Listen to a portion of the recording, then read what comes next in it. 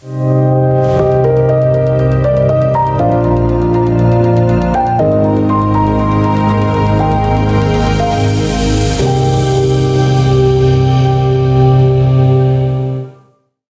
going to work on nice walking. Leash walking or walking in general with a dog is one of the hardest things that you're going to do. It's one of the hardest things to teach a dog how to do. Human beings are slow. It doesn't matter whether you have a disability or not. We're just slow compared to them. They like to trot, they like to move forward, and we like to walk nice and slow. So please don't ever think like if you do have an artificial leg or a knee or bad joints or whatever it might be, balance issues, don't feel badly that you're not able to keep up with your dog. Really, even speed walkers aren't able to go the speed that dogs want to do. So again, they have to learn to adjust to our pace. And we want to get, you've gone through the callaways where your dog, walks away from things. So he understands that this area around you is where he's going to get reinforced. So you can see Peggy's just standing here on a loose leash. Peg, good. So she knows that if she stays close, she's going to get that. Now I want her to start staying on my left-hand side and just not being so pushy and getting in front of me or crossing over. So again, you can put your leash around your neck, you can tie it to your body, but I'd like you guys to start doing some hands-free type walking with your dog. You're going to get next to a wall, someplace like Home Depot or Lowe's. They have just those huge aisles, Costco, Sam's, all that. You just aisles that go forever. And you want it to be where this shelving or the wall is on the side of the dog. So if she were on the other side, I'd be turned around and it would be me, dog, wall, because this is going to be kind of like her guide of where I want her to be. So again, I have treats in my hands, but they're going to be tight to my body. And I'm just going to tell her, let's go. Good girl. Now, I'm going to allow her to do that. Uh-oh. And then I'm going to bring her back. Good. That's where I want you. Now, I don't necessarily want to reward her right away. Uh-oh. This is now placing the responsibility on the dog. I could do this with her, and she walks pretty good. But again, I have to have my hand there. I don't want to do that. I want her to understand her place is right there. Good. Good. Good. Now, if she, Good. A lot of the reasons that dogs come around in front of you is because you have to think about she can't really see my face that well from here. So what she's doing is she's coming right here, Peggy, and she's looking at me. She's looking up. Now, the other part of this is most of the time when we're at home and just hanging out with our dog, where's your dog at when he gets a cookie? In front of you.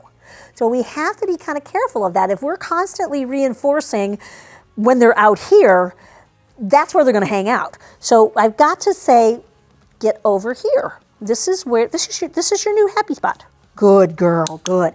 Again, if you want them on the other side, that's fine. So right-hand side is just going to be here. I like to teach the dogs to walk on both sides because you never know, guys. If you break your ankle, break your foot, have a bunion, whatever the heck, you might want the dog on the other side. And once they get really hardcore, like left side or right side, it's hard to get them to adjust to that. So I like teaching them to walk on either side. Good. Now, again, there she goes. Put her back. Now, your dog should easily come with you. We're talking about a dog that's already gone through a lot of the initial training of callaways and all of that kind of stuff and understands how to follow me. So she does, move. If you're trying to get them over here and the dog is pulling back, then we got to go back to a little bit more lure training. Come on, baby. So they should be good. Good. And again, that was better. Okay, so that was pretty good. She thought about it that time. Good job, sweetheart. Good job. Okay, so again, I'm just going to put her back on the left side. Oop, good girl. Come here, sweetheart. Here. Good. There you go. Good girl. So just literally up and down the wall. And I want to have my treats available for this because this is new. This is a new exercise for her. The leash is loose and comfortable. you've got to get to this point, guys, with the dogs, because you are going to want to go shopping. You are going to want to go to some kind of buffet where you're holding a tray, and you cannot micromanage your dog. The whole idea of a service dog is that he hangs out with you and turns as you turn, and he takes the responsibility for his own behavior. That's why we don't do a lot of correction training, because if you do compulsion training, and it really places a lot on the handler being responsible for the dog's behavior. I want the dog to be responsible for his own behavior. I want a dog that thinks about taking care of you rather than you constantly managing the dog. Okay, good girl, good. So again, I let her, no, here. Good, good. And I walk forward and I click, and I click, and I'm going pretty slow. Let's see if she will. Yes, there it is. Good job. Let them figure that out. If they're over here, this is where they get clicked. If they get out in front of you, nope, get back over here. Okay, again, I'm just going to flip her around. Here, baby. Always turn the nose in towards you when you're turning your dog. Okay, so you don't want them to turn away from you. What I'm talking about, guys, is I don't want you to bring your dog this way, okay, which is where they turn away from you. I want your dog to turn in towards you. So I bring her back, turn her in towards me. Good girl. If you get a dog that gets stuck with that, there are some dogs that what happens is they'll get out here and you go to try to move them and they won't move. They're like stuck. What you have to do, treat again in your hand. I'm going to, say I've tried to get her over here and she won't move. I'm going to walk backwards, turn her in, walk forwards. Okay, let me show you that again. So let's say she won't move. She will not get over there. I mean, some of them just are like, nope, not moving. You just need to get food back in your hands. You walk backwards, bring the dog past you, turn them in, walk forward, click when they get next to you, and feed your dog. That's if they get stuck getting into that position. You'll notice I'm not putting a command to this. I want them doing this very easily before I tell their side or heel, because whatever they're doing when they hear the command is what they think the command is. So if I'm not careful, heel could mean pull on your leash, wiggle all over the place, not get in position, and then finally get there. I don't want that to mean that. I say side for my right side and heel for my left. You could say pickles and peanut butter. It doesn't really matter. You just need to be consistent. So for her, side is my right side. I turn her in. When she gets in position, which is really her ear with my leg, okay, is where I click. Good. And I'm going to click when she does it right. Good. Good. And let's see if she'll, there it is. She just stopped with me. Service dogs, I do not put in an automatic sit. A traditional obedience is forward sit, forward halt, forward sit, forward halt. It is a lot of up and down for your dog to do when you're out in public. So the dogs need to stop with you, but they do not need to sit until you ask them to sit. They do need to stop and get into the standing position. So that right there is where I want her to be. Good girl. Now you're going to notice that I've got my hand is over here. Again, she has to learn, like, where are you going? Here, get over here. Okay, and good. So again, I can even use this as a distraction. Get over here, come on. Come on, come on. This takes a lot of practice. It's making the dog responsible for his own behaviors, making a 5-year-old be responsible for their own behavior.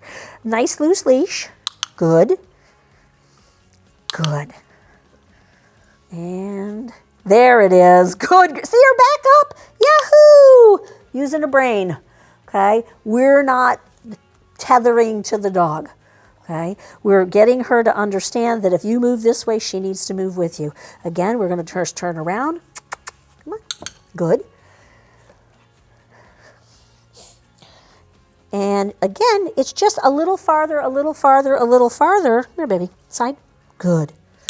Good girl. Until she can walk from aisle 1 to aisle 50 or 500 in Home Depot or Lowe's or whatever, it's mileage. It's literally putting mileage on the dog that they understand where their position is. She's getting a little tiny bit confused with what side I want her to be on, but that's fine. She can do this. Okay, good girl. Good. There you go. Come on, baby. Okay. And nope. She's headed for the carpet. So that was a distraction. Good girl. It's not the end of the world. It's just a whoops, you made a boo-boo. Good. Good. And I stop.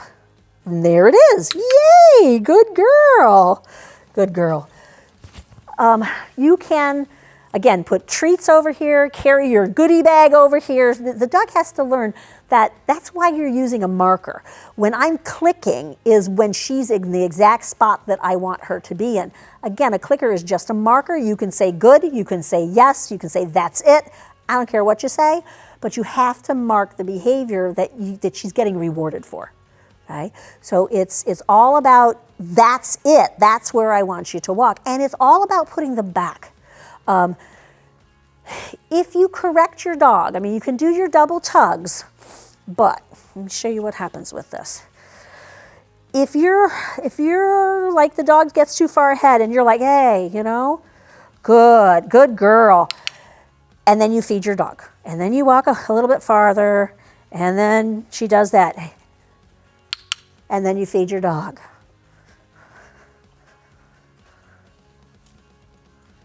Good, and then you feed your dog. What becomes the exercise is we walk forward, she gets out of position, I double tug, she backs up, we get a cookie. Then we move forward again, she gets out of position, I double tug, she backs up, I give her a cookie. That actually becomes the behavior for her. It's that's what we do. How is she getting the food? She's getting the food by getting out of position and getting back into position and getting fed for it.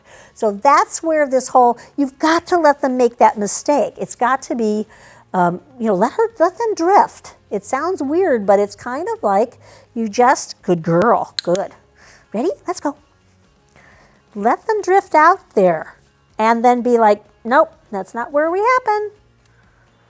It's kind of like, where are you going? Where are you going? Get over here. Good. Good, there it is, good girl. Now, again, you could get into the same routine of get out of position, put her back in position. So it could happen the same way. But what you want to make sure of, guys, is that you've got to reward them when they're doing it right. Human beings have this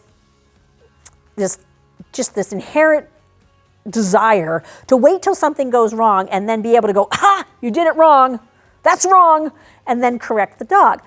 They do it with everything. It's not just dogs. So it's kind of like, I'm waiting. It's like, I've even heard dog trainers go, gotcha. I'm like, that is the nastiest thing I've ever heard. It's like, let me have you screw up so I can tell you gotcha and you're wrong. Ugh, it's ugly. So what you have to do, guys, is you have to make sure that you are rewarding for the behavior that you're looking for. So don't make it so hard that you're not going to reward the dog. So again, make sure it's like, good, that's a girl, excellent.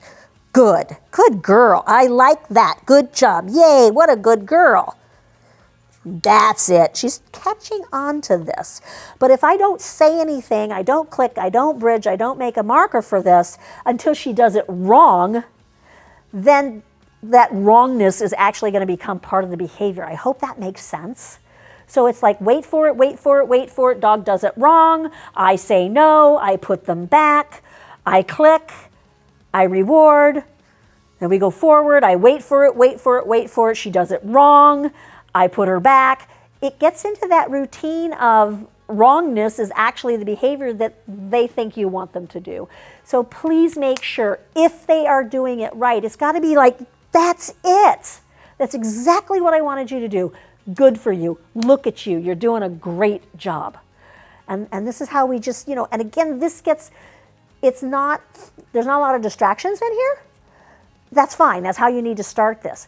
Now, when she gets into a place where, maybe another dog walks through or another person walks through, or she's got to do the same thing again. We've got to go through this process of now there's a squeaky toy. Can you do it with a squeaky toy? So anyway, guys, we are looking at the difference. Like people say, well, can I use something other than food? Food is the easiest thing to control because once I use toys, I have to have a dog that will give this back to me or trade me for a toy.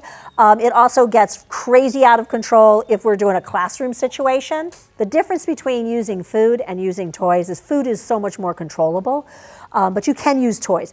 The dog has to trade. He's got to, understand how to bring the toy back. The last thing you want to do is be training your dog and you give him a toy and he's done and off he goes. So you do have to have a dog that understands how to bring the toys back so you can continue your training. But when you're playing with your dog, use that as a training opportunity. So like if you're playing ball with the dog, just get the dog to sit before you throw it. Get the dog to sit and stay before you throw it. Get the dog to sit down, get into heel before you throw it. You've got to use a marker though. Like if your dog is like, she's kind of interested in this, she's not, we don't make our dogs toy crazy because we don't want them grabbing stuff. But, so let's say she's super interested in that and then we like put them next to our side to get the toy. You have to click before you say, okay, get the toy. Good girl, that's a good girl. Yay, good girl. Good girly. Now those of you that have done police dog training, Schutzhund training, all of that. You're dealing with dogs with super high drives and you want to even increase that drive. Service dogs, we want adequate drive to retrieve, but we don't want that high level of energy because you run into trouble with it a little bit. They get too hyped up. These guys just have to be pretty laid back, but still listen and respond. So I'm going to use this as a distraction. So I'm going to tell her to heel, which she's in, the right position there. And I'm just going to, again, I've got this toy as a distraction. So if I'm just walking, good, good. Uh-oh. Now again, I'm not going to jerk her off her feet. I'm just going to put her back here. Good. Good girl. Just because that showed up, now I did not say anything when I threw it. I did not say leave it, I didn't say get it, it just showed up. Good. And I'm just gonna reward my dog. Good. For not running after the little toy. Okay, so again, I'm not gonna let her have this. People are like, oh, that's mean. No, these are if you could be in, this actually happened to me in Walmart. I wasn't paying attention. I had a dog out. I was working him. He was a pretty intense dog, so he did have a really kind of more of a hard retrieve to him. So I'm walking through Walmart, not paying attention, Joe dog trainer, and all of a sudden he just absolutely just takes off, just about rips my shoulder out of my socket, and there was kids in the toy department with a ball. And the ball was rolling down the aisle, and he just decided, yahoo, there's the ball, I'm gonna go. And it really caught me off guard. And those types of situations can get people hurt. So we wanna make sure that the dogs understand, just because distractions show up, that you don't get out of heel position. Come on, baby, this is side, here, good, good.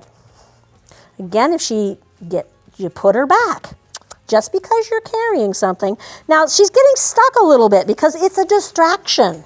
Her brain is on the yellow thing. So I have to, again, I can't be like, you know how to do this. She does not know how to do this with me standing with a smiley face. Okay, little emoji or whatever the heck he is.